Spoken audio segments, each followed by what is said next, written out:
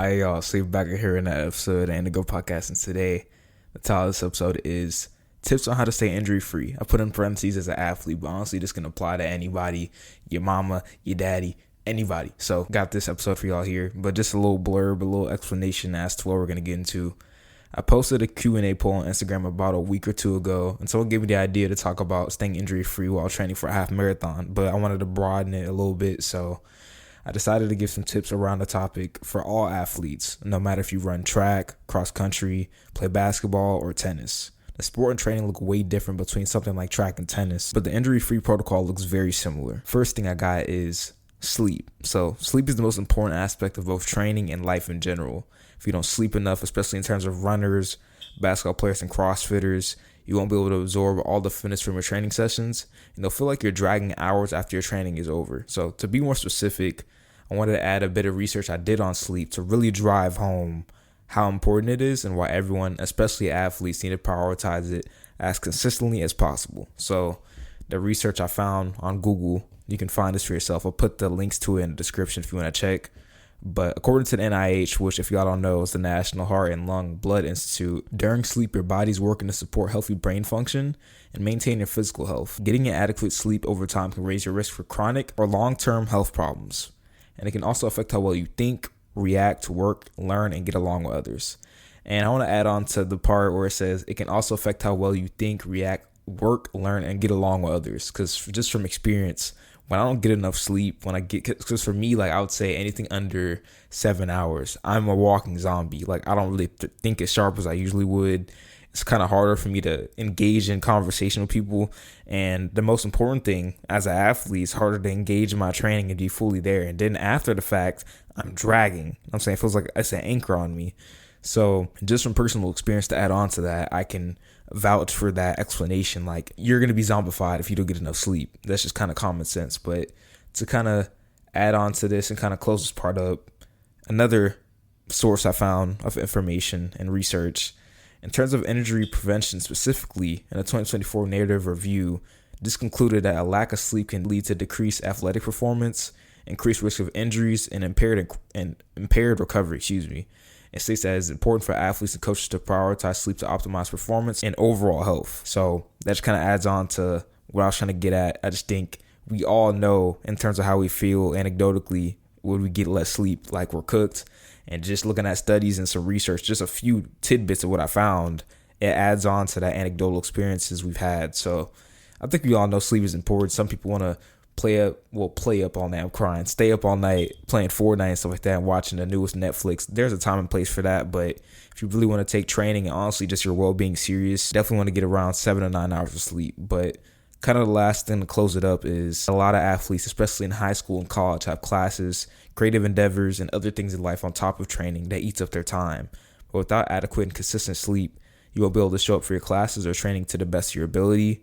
A good range, like I said, is 7 to 9 hours. So trying to stay between that window of sleep as consistently as possible, ensure that you reduce the risk of injury, optimize recovery and training, and keep progressing with whatever sport of athletic endeavor that you're currently training for. That's the last part, just closing it up, talking about sleep. Because, I mean, like I said, we all know we need enough sleep. And just from what I've seen, it further proves that sleep is the king, honestly. Like, I used to put nutrition and training above it. I honestly think they all play together and they're all kind of, I guess, I don't think cohesive is the best word, but they all work in tangent together. But just sleep, I really neglected that, like during cross country season, because I'd be getting like 5-hour bombs here and there. But over time, I really matured and realized, you need to make sure you sleep enough. But anyway, number 2, we got fueling properly. And I see this with a lot of runners specifically, but making sure that you're consuming the right type and quantity of food is crucial. It ensures that you can show up for each training session with enough energy to perform at your best, but also make sure that your body has the tools to recover and recuperate when your training is over. Because I would be at cross-country practice, not trying to air anybody out. You know who you are, but I'm not going to say your name on blast. Don't worry. But, it'd be time to run and train. And, it would be a topic of discussion just randomly. We're just talking, yapping it up. And they're like, oh, I just ate nothing. I just drunk some water. Or, I had dinner last night's going to fuel this training.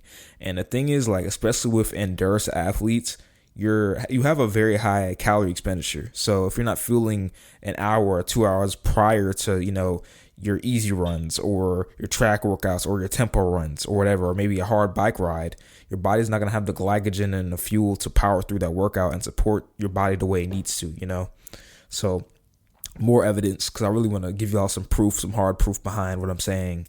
According to our article I found, again, in the description, don't worry, nutrition is essential for supporting an athlete's general health and their training needs. Having a suitable diet provides an individual with enough energy and nutrients to meet the demands of training and exercise.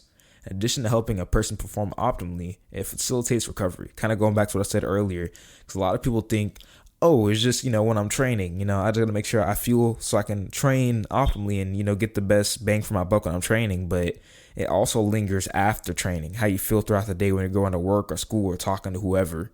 So like I was saying earlier, like even after the fact, like with sleep, I would feel like I'm dragging. Even after the fact with nutrition, if you're lacking on nutrition, your body's going to feel like it's lagging. You know what I'm saying? So I think that's really important. But I think the main focus for athletes, especially long distance runners like me, triathletes and athletes who have a high energy or calorie expenditure, is getting enough calories.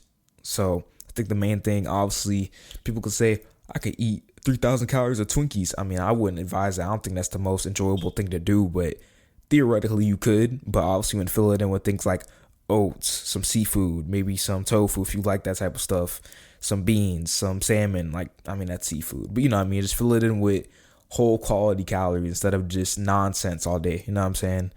But just some other things to consider, just to keep in mind with calories, like I just mentioned, quality calories, and also sodium intake, especially if you live in a hot climate like Texas, because the summers in Texas are brutal. Like if you've never been to Texas before, I don't know if whoever's watching this, wherever you're located, but it's brutal. So like during the summer, I would have a carb powder. I personally use G1M Sport throughout my whole half marathon prep. Pretty good option. If you don't like it, there's other options out there. But it had an electrolyte panel on it. Well, not a panel, but it had a high electrolyte profile. So it have sodium, chloride. I think that's in there. Magnesium.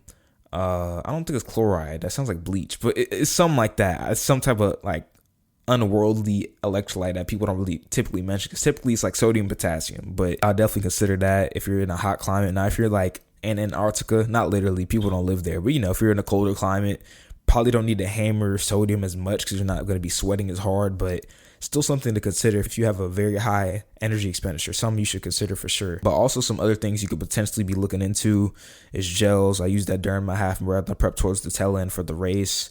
So the one I use is the Go Gel by BPN. There's a bunch of different ones like UCAN gels and a whole bunch of stuff. So go look into that if you're interested. But yeah, I'd recommend that. And then some just general wellness things. Creatine. I mean, if you lift, I'm sure you know about this.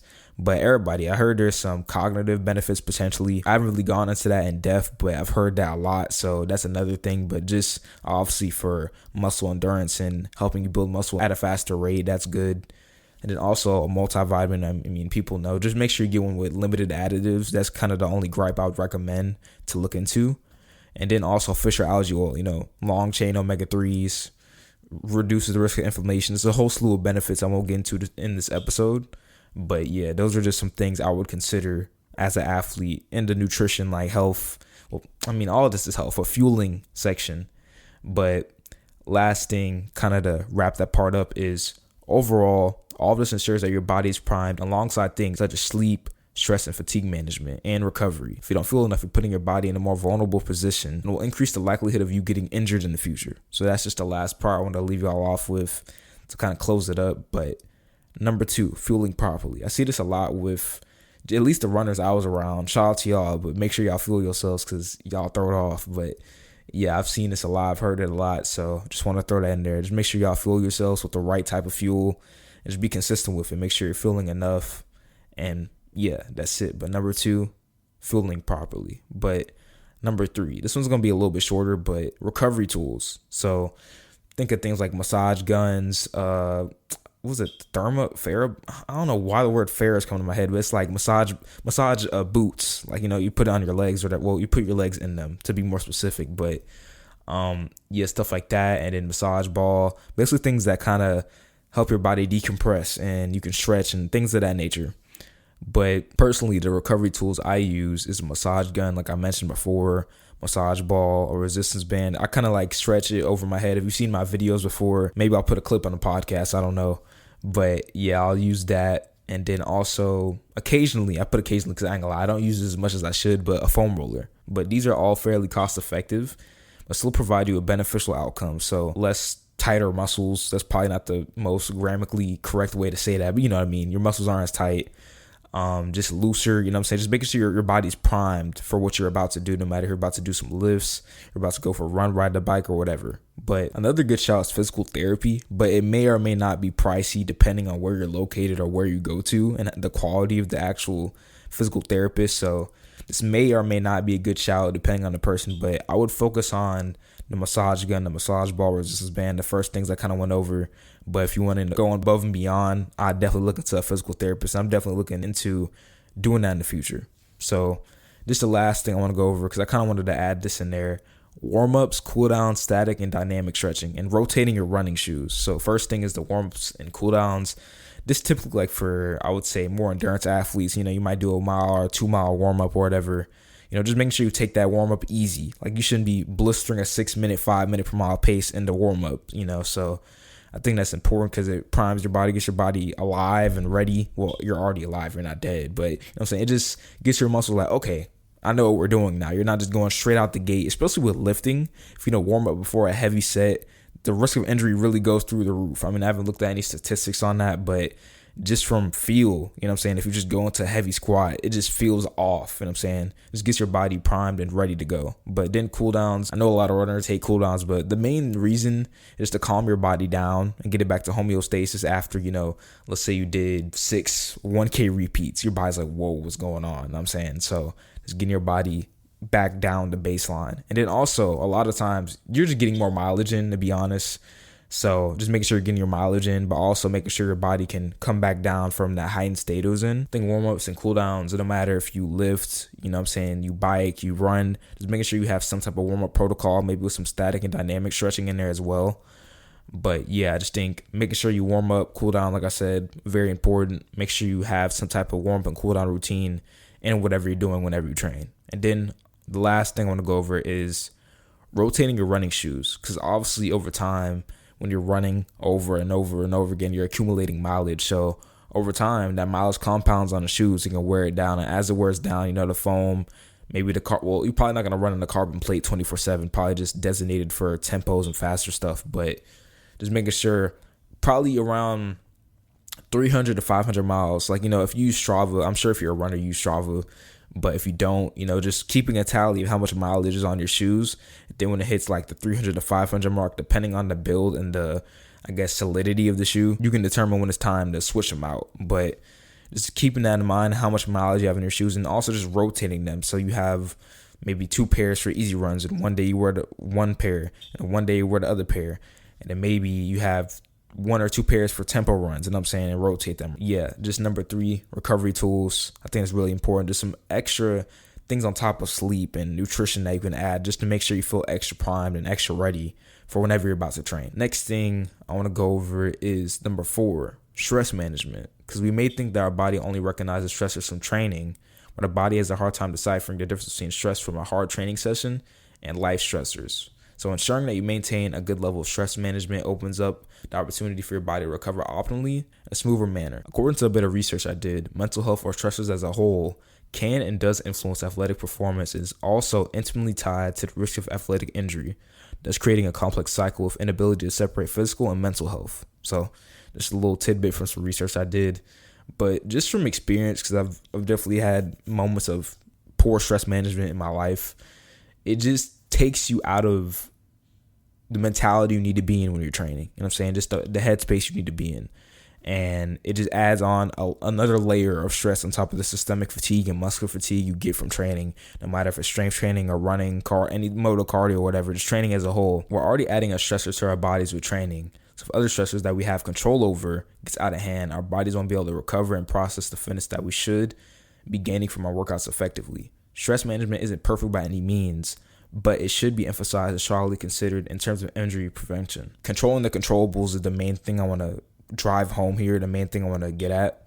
And I think obviously with things such as school, sometimes there's family emergencies, sometimes life just isn't lifing. You know what I'm saying? It's not really that good. Just trying to control the controllables, you know what I'm saying? Fueling enough, sleeping enough, just trying to be the best you can be in that circumstance, in that point in time. It's all we can control in that point in time. So I think not stressing over the things that we can't control is a big thing, because some people might think, oh, running is just running, it's just physical, but it's a big mentality just in training and how it carries over to your life as a whole outside of training that really determines, okay, how is my stress management? How am I leveling my stress throughout, my different obligations and aspects of my life? I think it's really important. I think the main thing, like I said, just making sure that you can control what you can and you're trying to control what you can and not worrying about all the BS out there, because there's a million things we could be worrying about, but there's so little that's actually important. So I think just making sure you have your T's crossed, your I's dotted, and just letting life do its thing, you know what I'm saying? Just being consistent, being okay with the fact that some things are just going to happen, and not hyper analyzing and stressing over it. But last thing to kind of, I guess, give some tips on how to manage stress in some ways and practice mindfulness is just going for a light walk or a bike ride on a rest day. Journaling's a big one. Just checking in with yourself and just seeing, okay, what headspace I'm on, what level I'm at right now, and just how do I feel. And some other things, engaging in social time with your friends and just keeping a gauge on your social media consumption. I've made so many shorts and podcasts about it recently, so I'm not going to bore y'all with that, but be cognizant of when you're consuming and be cognizant of how much of it you're consuming, just to throw that in there. But just making sure that you control the controllables, like I said, and just, if it's for the birds, bro, just let it go. I stress a lot about things that honestly mean nothing in the grand scheme of things. So just some experience, and I don't want other people to do that. Just let it go, bro. It's way better to just move on, pivot, and go on to something else that's way better worth your time instead of just fixating on things that really don't matter in the grand scheme of things. So number 4, stress management. But next thing, number 5, strength training. I don't know if this is going to be a surprise. I think more people know about this, but if you're training for something like a full or a half marathon like I was, or if you're in season for your sport, because I know if you're in season for basketball or like tennis or something, you're probably not going to be in the gym as much. You should be probably like maybe 1 to 3 times a week at most for that sport specifically, but strength training will most likely not be the main focus, but should still be something that's implemented consistently. So basically some fun facts about strength training. Strength training helps improve muscle strength and balance, corrects muscle imbalances, especially if you do a single arm or leg exercise, such as something like a single arm lat pull down or a Bulgarian split squat. It increases bone density, can enhance coordination and movement patterns, and increases muscular endurance. So I kind of hinted at it earlier, but a good range for most athletes would probably be 2 to 4 times per week, even just for the general public who, if you're just trying to get fit, I'll probably say at most, you probably don't want to go over 6 days, really in the 2 to 5 range. That's the best range you can be in. And you can kind of teeter that to wherever your schedule and however much you want to go in the gym, wherever, stuff like that. But if you're in prep or in season, going on the lower end, somewhere between 2 to 3 times per week is a good bet. This ensures that you get all the benefits of strength training while still prioritizing your running, cycling, and other forms of training that are not strength focused. So I think strength training is honestly, for me, is really fun just to throw some weight around. But like I said, bone density, enhancing coordination, movement patterns, there's a slew of benefits and health benefits you can get from strength training. So that's that. But number 5, strength training. I think a lot of people may or may not overlook this. And I think this is one thing that kind of just changes it up from what you usually do. For me, running is very monotonous. It's very repetitive. You're just one foot in front of the other, one foot in front of the other. You know what I'm saying? So throwing around, some weight and doing some leg extensions, some squats, I don't know. It changes up the pattern for me. It makes it a bit more interesting, but to each their own. But I just think for general health and supplementing your sport, I think it's very important. It's something to definitely consider. But next thing here is, I think this one's also very important. I see a lot of people do this. Well, don't do this specifically. Taking your easy days easy and taking your hard days hard. And I want to start this off with a statement that adds on to taking your easy days easy and hard days hard. You gain fitness when you're recovering from your workouts, not the other way around. So if your sleep is out of whack, you're not eating enough, you're in a huge calorie deficit when you're burning 3,500 calories a day, you're not going to be able to take your hard days hard. You're going to be energy depleted, you're going to be dragging, and when it's time to hit the 1K repeats, you're going to be cooked. You're done. You're filet mignon, you're cooked. So to add on to that, I think it's crucial to take your easy runs and workouts truly easy. So not running a 5:55 pace. We're supposed to run at an 8:30 pace. Because I know, I don't know, like it's an ego to it. I ain't gonna lie, just rolling at 550 pace. Oh, that's my easy pace. You're not a Kenyan. Stop it. I'm playing. Some people are like that, but basically just truly taking your easy days easy and not letting your ego and pride get in the way of what pace you should actually be running. Now, obviously, some days, I'm speaking mostly to runners here, but if you're not a runner, I guess sit to the side for a second. But if you're really trying to build that base in zone 2 and all that type of stuff, it's the easy runs that really matter. It helps compound that base over time. So when it's time to do tempos, you have that base of endurance under you and you can actually build onto it on top of the sleep and the nutrition and things like that. But this ensures optimal recovery in between your long runs, tempo runs, and hard sessions, and make sure that you're not stacking unnecessary systemic and muscular fatigue. So I think the main thing here to kind of close it up is just taking the ego out of training, just knowing what the purpose of this is and not being so caught up in comparing your times, your paces, your efforts, how well you can shoot the ball, just focusing on your journey, not letting what other people are doing sway you and just make you just do dumb stuff. Just make you take your easy runs hard and take your hard days easy. Because the thing is, it's going to be flipped. Since you're taking your easy days hard, you're not going to be able to actually put the effort you want, put the amount of energy and focus on the workout and on the hard effort you're about to put out. But I think the main thing, the major takeaway here is just taking the ego out of training. Not throwing a bunch of weight on the bar just to ego lift, not ego running your runs, I guess, and just making sure that you're really focusing and doubling down on what you're doing and just making sure that, like I said, you're taking your easy days easy, taking your hard days hard. But yeah, that's number 6. I think it's a really important thing just for life in general, because I think it carries over to life as a whole. Not going to get too philosophical on y'all, but just making sure that you focus on what you have going on and not letting what other people are doing and what other people's efforts are and what other people's hard and easy, their version of easy and hard are, and not letting that deter you from what you should do and what you should be doing, what's best for you in that point in time.